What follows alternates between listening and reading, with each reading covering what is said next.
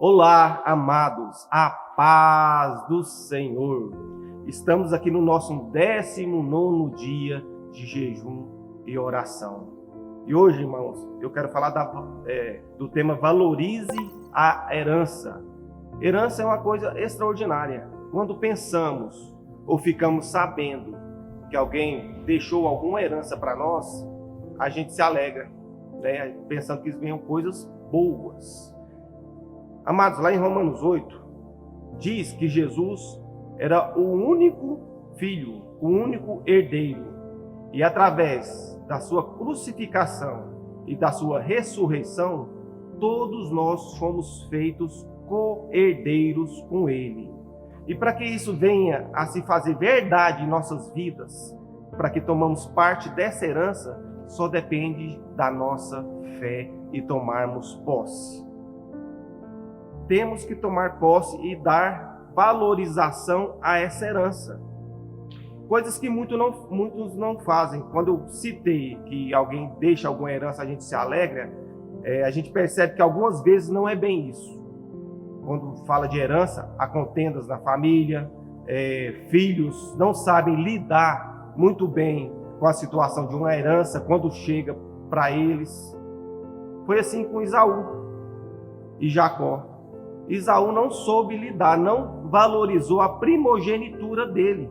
Naquela época, ele era o herdeiro primogênito, o que levaria a maior parte da herança do pai, 2/3 então da herança. E no entanto, ele não valorizou, vendeu a primogenitura dele por um prato de lentilha. Esaú, naquele momento, acho que ele não teve a consciência que por um prato de lentilha, ou por ele ter chegado com muita fome depois da caça, aquilo não teria uma significância muito grande, mas pelo contrário, aquilo desagradou o coração de Deus. E naquele momento ele perdeu a primogenitura. Jacó, com todas as seus desvaneios, sendo uma pessoa que até é conhecida por enganador, ele valorizou, ele queria de coração aquela herança. Fez o que fez, mas o Senhor se agradou.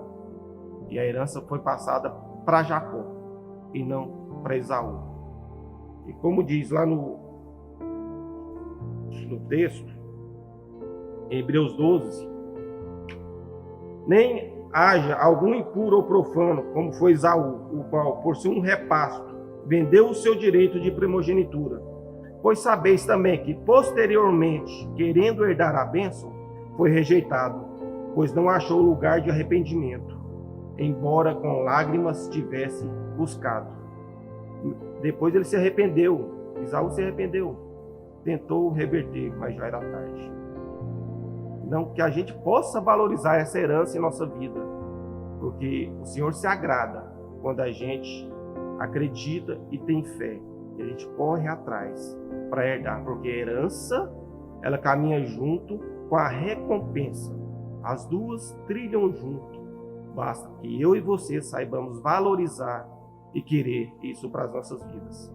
Outro ponto, irmãos, em relação à herança, fala das filhas de Zelofeade. Zelofeade tinha 5 filhas. E no texto aqui, ele é um pouco longo, não vou ler, mas está em Números 27, do 1 ao 11. Zelofeade só tinha filhas e não tinha filhos. E na época de Moisés, segundo a lei de Moisés, a herança era deixada para os filhos. E elas, querendo valorizar o nome do pai, foram até Moisés e colocaram isso em pauta. E Moisés foi ter com Deus.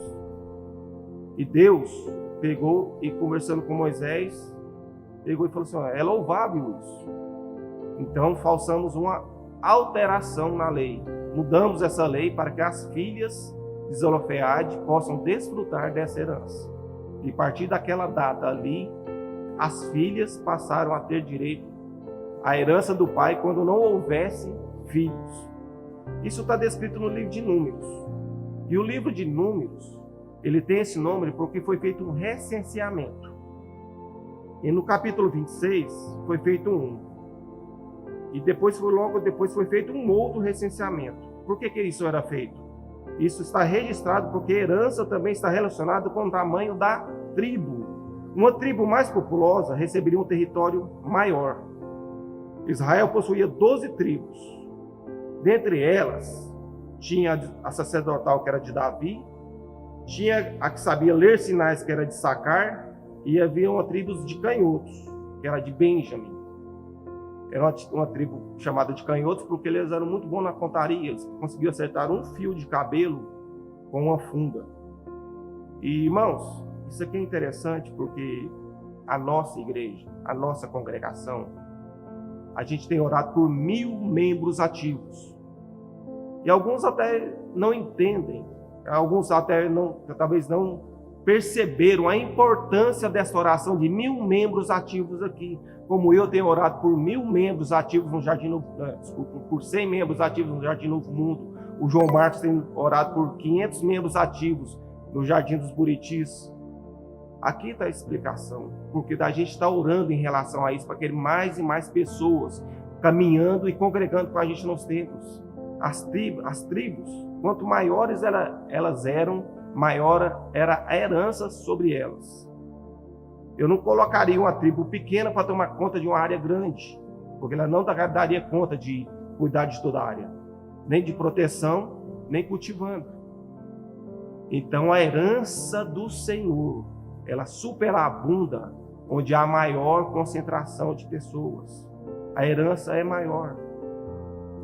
Então, quando a gente interceder, a gente pedir a oração para 1000 membros, não é para mim, não é para o pastor Marcos, não é para o pastor Ilson, mas é porque o Senhor se agrada com isso. Isso é para o Senhor, para a igreja dele. Porque tem igrejas que entra ano e sai ano, você não percebe um envolvimento, você não percebe que ele está crescendo. E quando isso acontece, os líderes têm que ir até Deus, pedir uma orientação, porque alguma coisa está errada. A igreja do Senhor, ela tem que prosperar, ela tem que crescer. Tem igrejas que não crescem, não cabe a mim nem a você a gente discriminar isso. Isso é entre os líderes e as pessoas, e Deus, entre os líderes e Deus. Mas a igreja do Senhor, ela tem que prosperar, ela tem que crescer. Isso agrada ao Senhor. Amém? Irmãos, voltando às filhas de Zelofeade, elas queriam receber a herança, mas naqueles dias era apenas os homens que recebiam. E no caso, elas não tinham irmãos e não podiam apropriar daquela bênção, daquela herança. E aqui a gente chega no contraponto que eu achei muito interessante, que aqui a gente vai falar aqui agora lá do trono de Davi. Depois que Davi morreu, ele deixou Salomão. Depois que Salomão morreu, ele deixou 2 filhos, Roboão e Jeroboão. Agora havia um reino do sul, chamado Judá, e o reino do norte, chamado Israel, ou Efraim. Do norte era maior, constituído de 10 tribos, e do sul apenas Judá e Benjamim. No último rei de Judá, o nome dele foi Jeconias, ou Joaquim, como diz algumas escrituras. Jeconias foi tão perverso que Deus pronunciou uma maldição sobre ele, como está lá em Jeremias 22, do 29 ao 30. Ó terra, terra, terra, ouve a palavra do Senhor, assim diz o Senhor, escrevei que este homem está privado de seus filhos, e é homem que não prosperará nos seus dias, nem prosperará algum da sua geração, para se assentar no trono de Davi e reinar mais em Judá. Jeconias foi o último rei a sentar no trono. Cristo hoje ele está sentado à destra de Deus Pai. E quando ele voltar, aí sim ele vai tomar posse desse trono que foi deixado pelo Jeconias, que foi o último rei. Irmãos, e depois disso, não houve mais rei em Israel. E aí a gente pensa, mas como que Jesus vai voltar e se assentar no trono, se sendo que foi lançada essa palavra por Deus? Aqui a gente entra em 2 genealogias. A primeira está lá em Mateus. Mateus fala da genealogia que era Jesus como filho de José. Mas se a gente for pegar a genealogia, José vai estar do lado que está a genealogia, que era de Jeconias. Então, se formos pensar Jesus como filho de José, ele não teria esse direito da primogenitura de se assentar no trono de Deus Pai. O trono foi deixado por Davi.